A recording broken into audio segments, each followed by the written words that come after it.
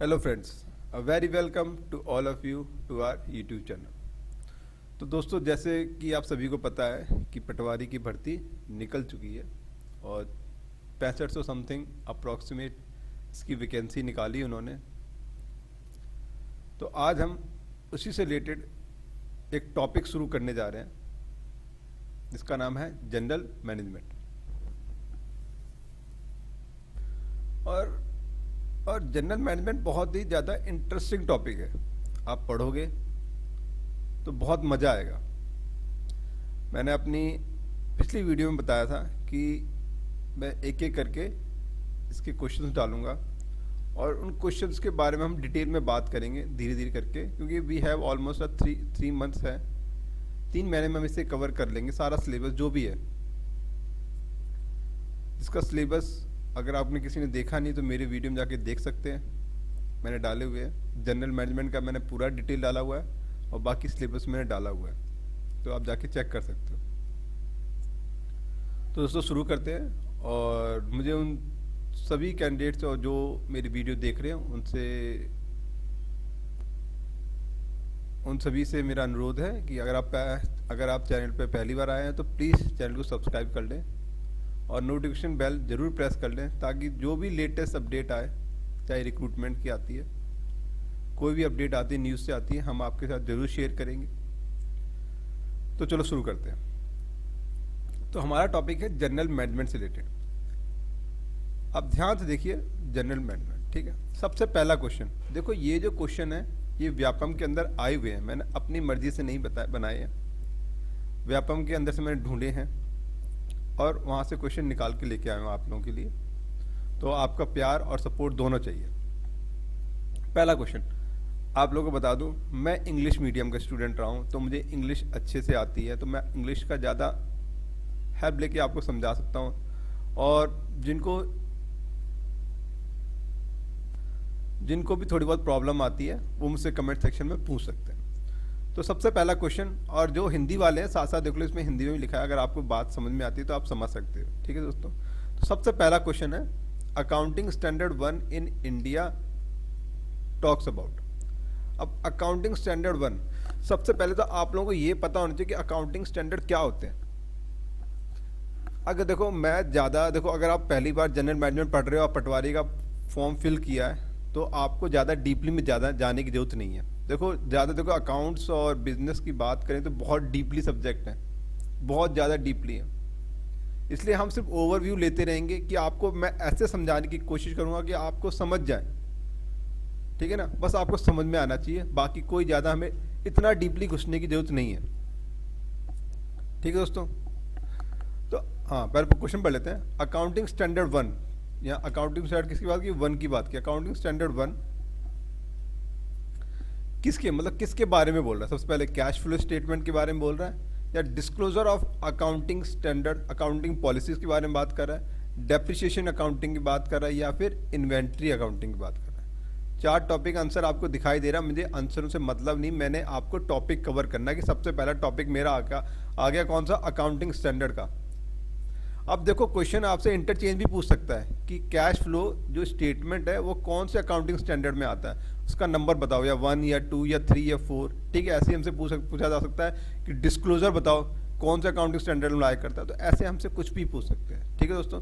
तो accounting standard देखो एक स्टैंडर्ड है जिस तरह से हम हमारी ट्रांसेक्शन क्या होता है, हम कोई चीज़ खरीदते हैं, मान लो मैंने फर्नीचर परचेज किया, खरीदा, तो उससे मैंने अकाउंट्स में लिखना पड़ेगा, ठीक है। फिर ट्रांजैक्शन हो गया, कोई इवेंट हुआ, उसे हमने कैसे रिकॉग्नाइज करना है, कैसे मेजर करना और कैसे प्रेजेंट करना और कैसे डिस्क्लोज करना है, सब कुछ बताना पड़ता। अकाउंट्स में हर पैसे की हमें एक वैल्यू होती है, वो हमें शो करनी पड़ती है, हर पैसे की रिकॉर्ड करना पड़ता है, मेजर करना पड़ता है, उसे प्रेजेंट करना पड़ता है, हर एक चीज़ रिकॉर्ड होती है। तो ऐसे ही हम देखते हैं कि अकाउंटिंग स्टैंडर्ड 1 किस चीज़ को रिप्रेजेंट करता है। यहाँ पे तो जैसे बता रखा है कि अकाउंटिंग स्टैंडर्ड 1 किसको क्या रिप्रेजेंट कर रहा है, that is disclosure of accounting policies. तो ऐसे हमारे पास टोटल 29 अकाउंटिंग स्टैंडर्ड है। कितने? 29। आपको 29 के 29 लर्न करने पड़ेंगे, ठीक है। चलो पहले बात करते हैं 29 स्टैंडर्ड कौन कौन से हैं वो देखते हैं। तो दोस्तों ये देखो यहाँ लिखा हुआ आपके सामने reference number accounting standard 1, as means accounting standard, complete नहीं लिखा, अकाउंटिंग स्टैंडर्ड 1। और जैसे पहला क्वेश्चन पूछा गया था हमसे कि अकाउंटिंग स्टैंडर्ड 1 किसको रिप्रेजेंट करता है, क्या डिस्क्रिप्शन है यहाँ पे, ये है डिस्क्लोजर ऑफ अकाउंटिंग पॉलिसीज। मतलब हमने हर चीज़ डिस्क्लोज करना है, जो भी हम लिख रहे हैं, जो भी हम अपने अकाउंट्स बुक में जो भी हम मेंटेन कर रहे हैं, जो भी रिप्रेजेंट कर रहे हैं, हमें हर चीज़ बतानी है। डिस्क्लोजर है मतलब कुछ भी चीज़ हमने छिपाना नहीं है, ठीक है। ये पहला हमारा अकाउंटिंग स्टैंडर्ड हो गया, रिप्रेजेंट करता। अब अकाउंटिंग स्टैंडर्ड 2 में आता है वैल्यूएशन ऑफ इन्वेंट्रीज। इन्वेंट्रीज बोले तो स्टॉक जो हमने खरीदा हुआ उसकी वैल्यूएशन करने की, कितनी इसकी कीमत है। ऐसे ही हर एक अकाउंटिंग स्टैंडर्ड को हर एक चीज़ रिप्रेजेंट करती है। अब अकाउंटिंग स्टैंडर्ड 3 ये है कैश फ्लो स्टेटमेंट। देखो दोस्तों, भाइयों और बहनों, देखो ये अपने आप में पूरा एक फुल टॉपिक है। कोई ये सोचे कि ये सिर्फ एक नाम है, ये ऐसा नहीं है। जिसने +1 +2 जिसने भी कॉमर्स पढ़ी उन्हें खूब अच्छे से पता है ये अपने आप में फुल फ्लैश टॉपिक्स हैं। इनकी बहुत एक लेंदी से चैप्टर्स हैं जिन्होंने बीकॉम की, एमकॉम की, इसलिए मैं सिर्फ ओवरव्यू, आपने सिर्फ लर्न करना है, ज़्यादा नहीं, ठीक है दोस्तों। अगर आपने किसी ने डिटेल चाहिए तो मुझे बता देना, मैं उसको व्हाट्सअप करके टॉपिक डिटेल कर दूंगा जिसने जैसा पढ़ना हो। फिर कैश फ्लो स्टेटमेंट। अब कैश फ्लो क्या होता है, कैश फ्लो क्या होता है, एक होता है देखो पैसा आएगा और पैसा जाएगा, इनफ्लो और आउटफ्लो। मतलब पैसा आ रहा है तो इनफ्लो हो रहा है, अब जा रहा है तो आउटफ्लो हो रहा है, that leads to cash flow statement. तो हम सारी रिकॉर्ड करते हैं। अब यहाँ पे आ गया कंटीजेंसी। अकाउंटिंग स्टैंडर्ड 4 किस रिप्रेजेंट कर रहा है, contingencies and event occurring after the balance sheet. अब ऐसा होता है कि हमने बैलेंस शीट बना ली। अब देखो बैलेंस शीट एक टर्म है, उसके अंदर हमारे पास काफ़ी कुछ बनता है और बैलेंस शीट एंड में आके प्रिपेयर होती है। पहले जब एंड में आके प्रिपेयर होती है तो कुछ कंटीजेंसीज होते हैं, कुछ कंटीजेंट लाइबिलिटीज़ होती है। मान लो एग्जांपल है मेरा कोर्ट केस चल रहा है कोई, और कल मैं हार भी सकता हूँ, जीत भी सकता हूँ, तो मुझे मेंशन करना पड़ता है ये these are the contingent liabilities which may be occurred in future. तो वो मेंशन करना पड़ता है। वो किसके अकॉर्डिंग करते हैं हम, अकाउंटिंग स्टैंडर्ड 4। मतलब ये वो स्टैंडर्ड है जिसके अकॉर्डिंग हमने अकाउंट्स को चलना है। इनके पथ पे ही हमें वो फॉलो करनी है, सारी गाइडलाइन ये हमें फॉलो करनी है। अगर इनके अकॉर्डिंग नहीं चलेंगे तो हमारा सारा अकाउंट्स खत्म है, हमें इसको ही फॉलो करना है, ये याद रखना। फिर चलते हैं अकाउंटिंग स्टैंडर्ड 5। इसमें नेट प्रॉफिट और loss for the period of period.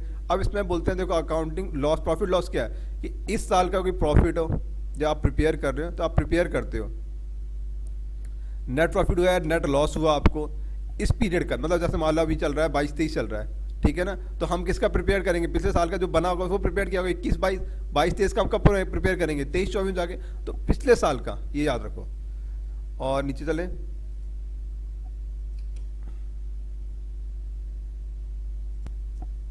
फिर आ गया accounting standard 6 depreciation accounting. Depreciate होता मीन्स कोई चीज़ घटती रहती है उसके बारे में, ठीक है ना, with the period of time. तो हर एक चीज़ की वैल्यू है। आपने अपना फ़ोन लिया तो 30,000 का था, लेकिन with the period of time क्या उसकी वैल्यू घटती रहेगी, दैट इज़ कॉल्ड डेप्रिशिएट। मतलब हर चीज़ की वैल्यू डेप्रिशिएट होती है। सिर्फ एक ही एसेट है जो डेप्रिशिएट नहीं होती, रिकॉर्ड ऐड कर लो, सिर्फ एक एसेट है जो डेप्रिशिएट नहीं होती, दैट इज़ लैंड। बाकी सभी की value day by day depreciate होती जाती है जो भी आप परचेज करते हो। अकाउंटिंग स्टैंडर्ड 7 है कंस्ट्रक्शन कॉन्ट्रैक्ट। अकाउंटिंग स्टैंडर्ड 9 है रेवेन्यू रिकॉग्नाइजेशन। अकाउंटिंग स्टैंडर्ड 10 है property plant and equipment. Accounting standard 11 है the effect of change in foreign exchange rate. आप पता है फॉरेन एक्सचेंज रेट चेंज होता रहता है, उसका क्या इफेक्ट आएगा। फिर अकाउंटिंग स्टैंडर्ड 12 है अकाउंटिंग फॉर गवर्नमेंट ग्रांट्स। अगर गवर्नमेंट ग्रांट दे दी उसका क्या स्टैंडर्ड है। आगे चले,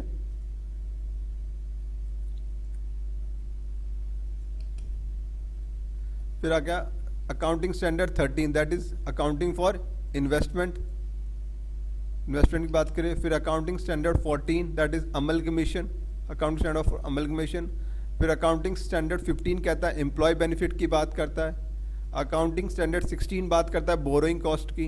अगर हम किसी से बोरो करते हैं, पैसा लेते हैं, तो हमें कितनी कॉस्ट पड़ेगी, ठीक है, वो चीज़ है। Accounting standard 17 segment reporting. देखो अकाउंट्स में जो भी काम किए जाते हैं बहुत ही सोच समझ के किए जाते हैं। ऐसे नहीं है कि आंख बंद करके कोई भी डिसीजन ले लिया था।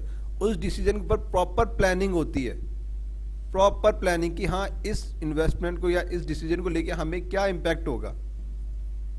क्योंकि जब हम कोई भी डिसीजन लेते हैं उसका इम्पैक्ट पूरा बिजनेस पे पड़ता है।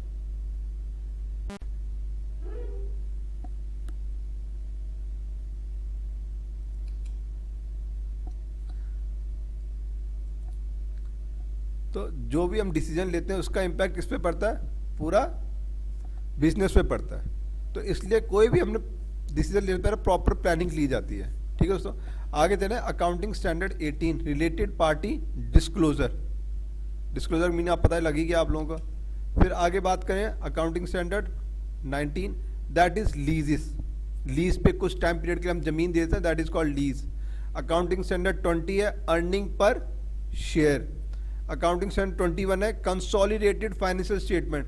जितनी कंसोलिडेट हो तो पूरी फाइनेंशियल स्टेटमेंट को एक साथ प्रिपेयर, कंसोलिडेट पूरा ऐड कर देना, एक साथ प्रिपेयर करना। अकाउंटिंग और 22 बढ़ता है accounting for taxes on income. कौन कौन से हमारे टैक्स हैं जो हमें इनकम पे देने पड़ेगा, accounting for taxes in income. आगे बात करें accounting for investment in associate in consolidated financial statement, that is 23। Accounting standard 24 है डिसकंटिन्यूइंग ऑपरेशंस। अकाउंटिंग स्टैंडर्ड 25 है इंटरिम फाइनेंशियल रिपोर्टिंग, जो मिड टर्म में बनाते हैं, बीच में बनाते हैं। Interim means mid term, intervals में बनाते हैं इंटरिम फाइनेंशियल रिपोर्टिंग। आगे बात करें अकाउंटिंग स्टैंडर्ड 26 होता है इंटेंजिबल एसेट्स। अब एसेट्स क्या होते हैं, अब आपको एसेट्स बता दूं। आप कोई भी चीज़ परचेस करके लेके आते हो और उसे बाद में कैश में बेच सकते हो, that is called asset. Example है आपने कोई फ्रिज लिया, कूलर लिया, प्लांट लिया, मशीनरी लिया, ठीक है ना, कोई भी आपने, दैट इज कॉल्ड एसेट। फिर बता accounting standard 27 that is financial reporting of interest in joint venture. फिर अब जॉइंट वेंचर क्या, जब दो कंपनी आपस में मेल जोल पढ़ा के, मतलब आपस में मिलके काम कर, दैट इज जॉइंट वेंचर। फिर accounting standard 28 impairments of assets. और accounting standard 29 that is provisions, contingents liabilities and contingents assets. मैं बेसिकली आपको थोड़ी बहुत लैंग्वेज करके समझा रहा हूँ, ज़्यादा मैं टिपिकल लैंग्वेज नहीं यूज़ कर रहा हूँ कि ताकि आप ना समझ सको।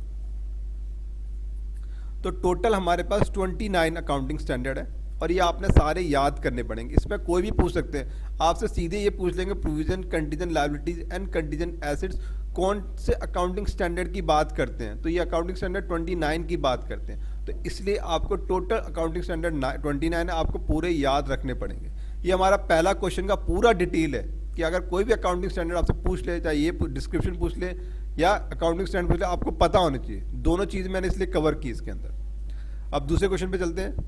अगर इसके बाद भी किसी को डाउट रहती है तो मुझे कमेंट सेक्शन में पूछ लेना। तो पहला क्वेश्चन हो गया हमारे यहाँ पे, देखते हैं अब दूसरे क्वेश्चन आ जाओ। अब दूसरा क्वेश्चन देखो, यहाँ पे दूसरा क्वेश्चन यूज किया गया है, what term is given for the details on application form that normally include a candidate name, date of birth, gender, marital status and address. देखो ये जनरल क्वेश्चन है, इसमें कोई अकाउंट्स की जरूरत नहीं है कि आपको इसमें कोई अकाउंट की जरूरत है, जनरल क्वेश्चन है। अब जनरल क्वेश्चन, आप जब कोई भी आपको एप्लीकेशन फॉर्म मिलता है उसके अंदर आप सारी डिटेल भरते हो, तो ये वो क्या होती है, पर्सनैलिटी आइटम नहीं होती भैया, वर्क एक्सपीरियंस नहीं होता, पर्सनल इंफॉर्मेशन, हाँ ये हो सकता है रेफरेंस चेक, ये आप पढ़ के बता सकते हो कि इसका आंसर क्या आएगा, पर्सनल इंफॉर्मेशन होगी। क्या होगी ये, पर्सनल इंफॉर्मेशन होगी। ठीक है, आगे चलें।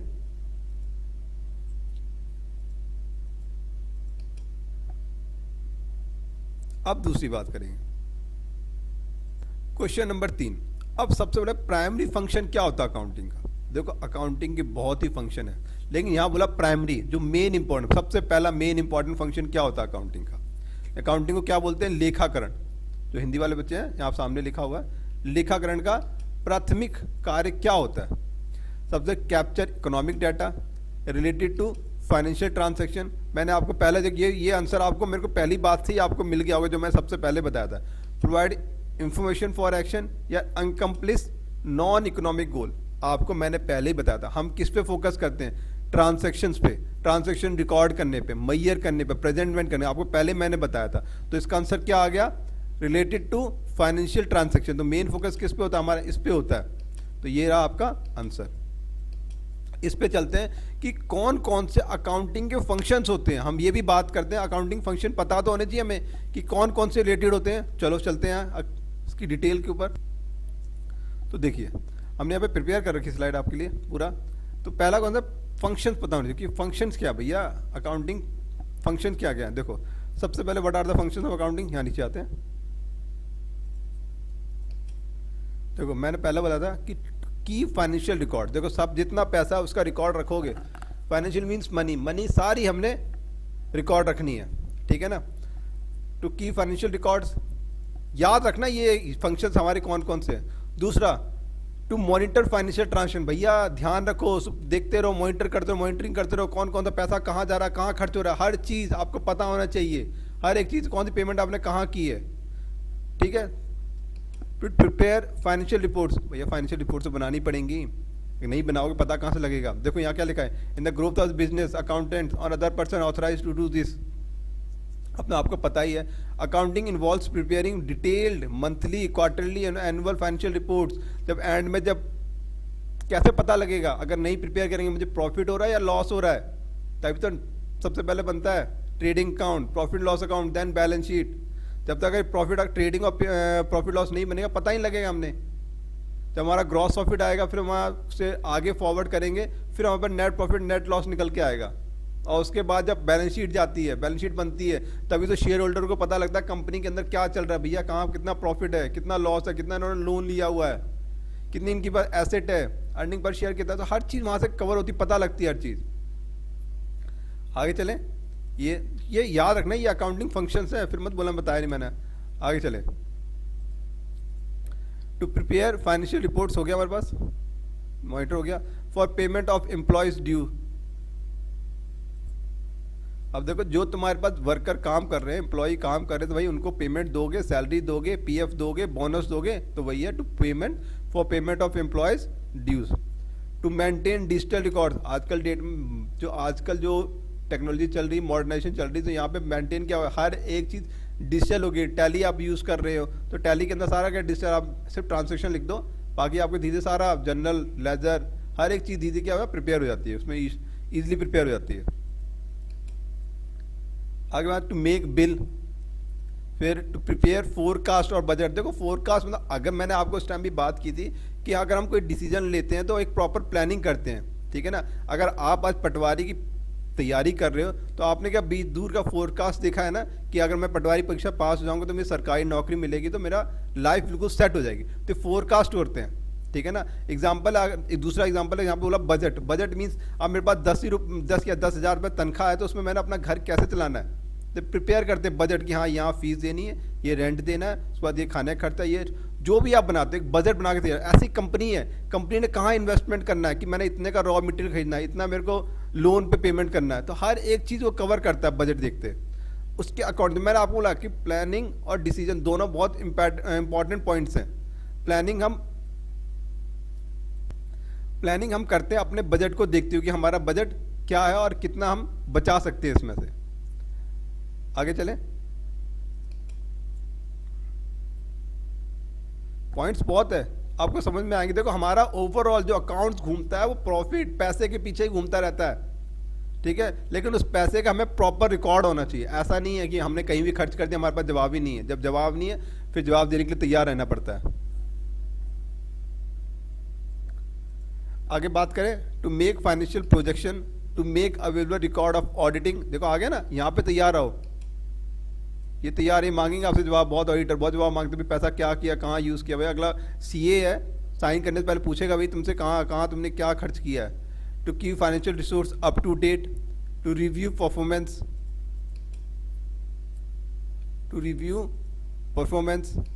अब किसकी परफॉर्मेंस की बात हो रही है यहाँ पे,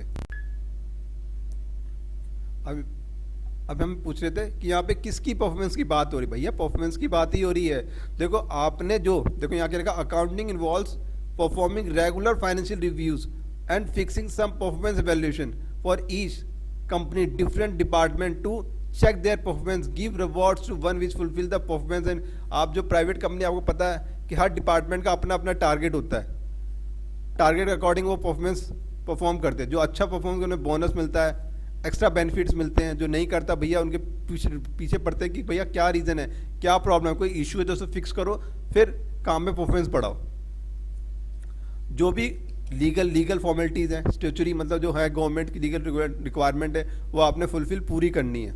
यही तो अकाउंटिंग स्टैंडर्ड की बात करते हैं हम कि क्या क्या है हमारे पास।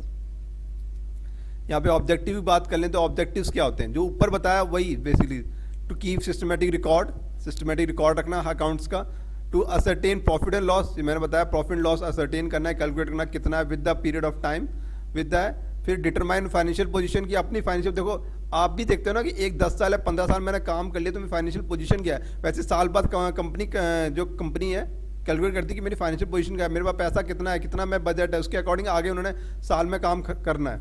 आगे बात करें to provide information to various user, देखो आपकी कंपनी में जिन्होंने पैसा इन्वेस्ट किया सब लोग उसका जानना चाहते हैं। अगर मान लो एग्जांपल आपको माँ बाप पढ़ा रहे हैं तो वो जानना की इच्छुक है ना कि आप कर क्या रहे हो, ठीक है ना, वो इन्फॉर्मेशन यूजर्स हैं आपके कि हाँ देखना चाहते हैं कि आप कितना कर रहे हो, क्या आपकी परफॉर्मेंस जा रही है। तो ऐसे ही हमारे पास जो शेयर होल्डर होते हैं, जो ओनर होते हैं कंपनी, सीईओ होते हैं, एम्प्लॉय होते हैं, हर एक तक एम्प्लॉय अगर इन्फॉर्मेशन नहीं लेगा तो उसे पता कैसे लगेगा कि अगले साल सैलरी मिलेगी, बढ़ेगी या नहीं बढ़ेगी, लॉस आएगा तो नहीं पता नहीं बढ़ेगी, अगर ज़्यादा अच्छा प्रॉफिट आएगा तो उनको पता कि हमें बोनस मिलना है ना।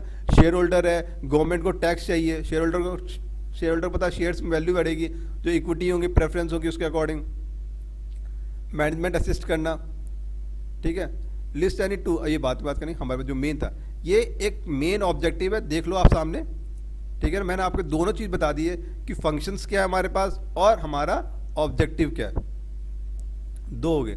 आगे चले एक क्वेश्चन और देख लेते हैं, नहीं तो वीडियो बहुत लंबी 20-22 मिनट की वीडियो जाती है, थोड़ा लंबी हो गई है। अब हम आ गए हैं अपने चौथे क्वेश्चन पे। चौथा क्वेश्चन पूछता है कंटीजेंट लायबिलिटी अपीयर इन। अब देखो कंटीजेंट लायबिलिटी कहाँ पे अपीयर होती है, देखो यहाँ पे मैंने पढ़ाया था आपको, अगर किसी ने नोट किया हो 2 मिनट देना। यहाँ पे मैंने आपको बताया था contingencies and events occurring after the balance sheet, जब बैलेंस शीट बनती है उसके बाद ये लिखी जाती हैं, ठीक है। तो हमारे पास यहाँ पे क्वेश्चन पूछा गया है, हमें यहाँ पे क्वेश्चन पूछा गया है कि contingent liability appear in the, देखो बैलेंस शीट के बाद आती हैं तो चेयरमैन रिपोर्ट में नहीं होगी, शेयर होल्डर ने नोट बनता है उसका, क्या एक स्टार बना के नोट बनाते हैं बैलेंस शीट के नीचे, note on accounts to balance sheet, ठीक है ना। तो ये चीज़ है बैलेंस शीट के नीचे बनती है, याद रखो, नोट्स बनाए जाते हैं कि हाँ ये हमारे पास कंटीजेंट लायबिलिटी जो फ्यूचर में इवेंट हो सकती है, जो फ्यूचर में दिक्कत दे सकती है, ठीक है दोस्तों। तो पहले देखो हर एक चीज़ इंटरलेटेड है, आप ध्यान से पढ़ोगे तो आपको बहुत चीज़ें यहाँ पे कवर होंगी। आगे चलते एक क्वेश्चन और देख लेते हैं। अब हमारे पास क्वेश्चन है, अब देखो डिसीजन फंक्शन, हमें फंक्शन की बात की, अब यहाँ पे फाइनेंशियल मैनेजमेंट की बात हो रही है। The decision function of financial management can be broken down into, अब देखो कौन कौन से, देखो फाइनेंशियल मैनेजमेंट की बात हो रही है तो कौन कौन से डिसीजन फंक्शंस हो सकते हैं। अब देखो कंपनी के अंदर बहुत सारे डिसीजन लिए जाते हैं, लेकिन मैनेजमेंट का डिसीजन कौन लेगा, फाइनेंशियल मैनेजमेंट के डिसीजन के अंदर कौन कौन से आते हैं। देखो फाइनेंशियल मैनेजमेंट डिसीजन, सबसे बात करें financing and investment only, investment, financing and asset management, 3 function की बात करें, फाइनेंसिंग एंड डिविडेंड, और लास्ट आ गया हमारे पास यहाँ पे capital budgeting, cash management and credit. नहीं ये तो हो नहीं सकता, ये अलग चला गया, डिविडेंड का भी नहीं होगा। तो यहाँ पे जो, अब आप लोग बोलोगे हमें आंसर पता है इसलिए हम बता रहे हैं, नहीं, यहाँ पे याद रख लो कि ब्रोकन डाउन, जो फाइनेंशियल मैनेजमेंट का जो फंक्शन है वो 3 चीज़ें ब्रोकन डाउन है, broken down into the investment, financing and asset management, 3 के अंदर डिवाइड है। याद रखना कौन सा है, investment decision, financial decision and management decision, 3 चीज़ें जो आपने लेने, ब्रोकन डाउन कर दिया उन्होंने। कौन कौन से, इन्वेस्टमेंट, फाइनेंसिंग और एसेट मैनेजमेंट डिसीजन, 3 डिसीजन है फंक्शन ऑफ फाइनेंशियल मैनेजमेंट के, ठीक है। तो इस तरफ से इसका आंसर ये हुआ। नीचे आ जाए,